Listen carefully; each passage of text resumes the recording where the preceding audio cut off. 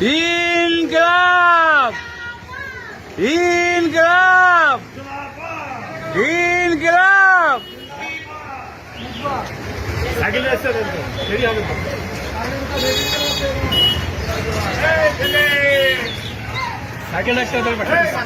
দেখে দাও, অনেক খুঁজে আছে, টোটো আছে।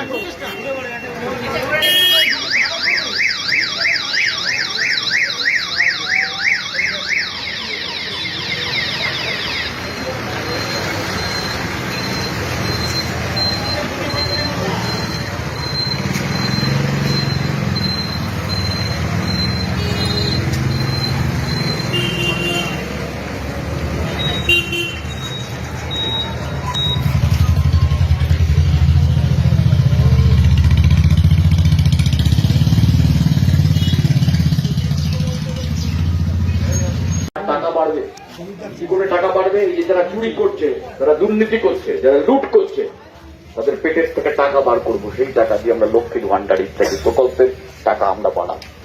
সেই জন্য কাজের অধিকারকে সাংবিধানিক স্বীকৃতি দেব, কৃষকের ফসলের ন্যায্য মূল্যের ব্যবস্থা করব, বন্ধ কলকারখানাগুলোকে খোলার ব্যবস্থা করব, নতুন কলকারখানা যাতে হয় তার জন্য চেষ্টা করব।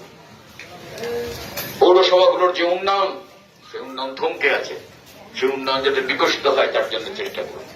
100 দিনের কাজ আমি যখন পার্লামেন্টে ছিলাম আমি এনেছিলাম, আমাদের সৌজন্যে হয়েছিল।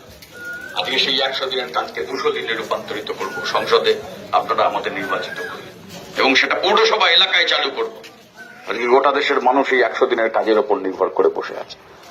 সেই জন্য যখন আমরা সরকারে ছিলাম ইউপিএতে কংগ্রেসের সঙ্গে, তখন আমরা কেরোসিন তেলের দাম 1 পয়সা বাড়তে দিইনি। আমরা জানতাম যে কেরোসিন তেল হচ্ছে গরিব মানুষ সবচেয়ে বেশি ব্যবহার করে।